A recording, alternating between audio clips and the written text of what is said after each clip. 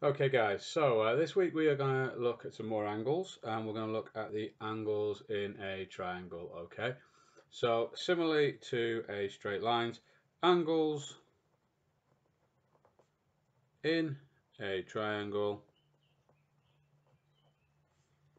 add to 180 degrees.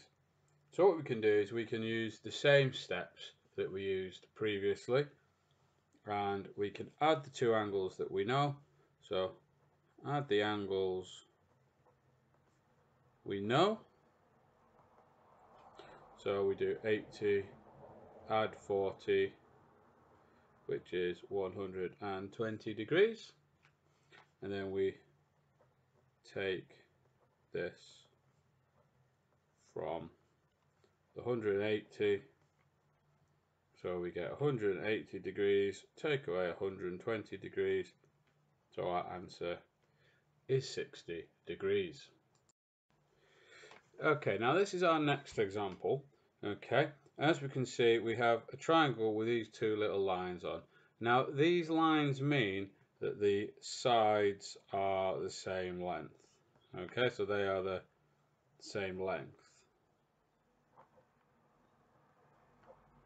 Okay, so we can see these sides are the same length and these sides are the same length.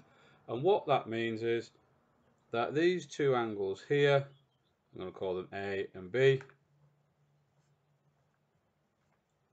So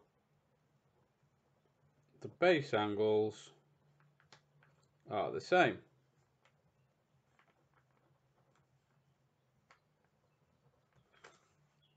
So if we know the top angle, what we can do is we can do 180 degrees, take the 40 degrees, which in this case is 140 degrees, and then the individual angles,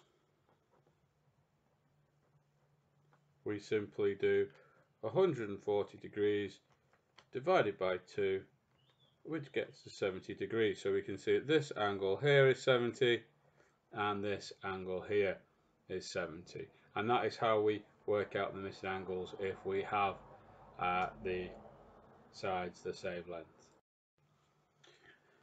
Another example of this would be where we have a similar problem and we are told that the lengths are the same, and we're asked to work out this top angle.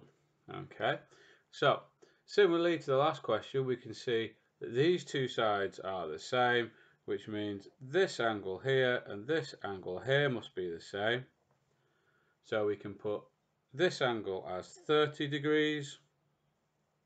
And once we know that, we can do what we did on the first sets of questions. We could do 30 degrees, add 30 degrees is 60 degrees, and then 180 degrees, take away 60 degrees, gets us our angle of 120 degrees. Okay, and that makes that one 120.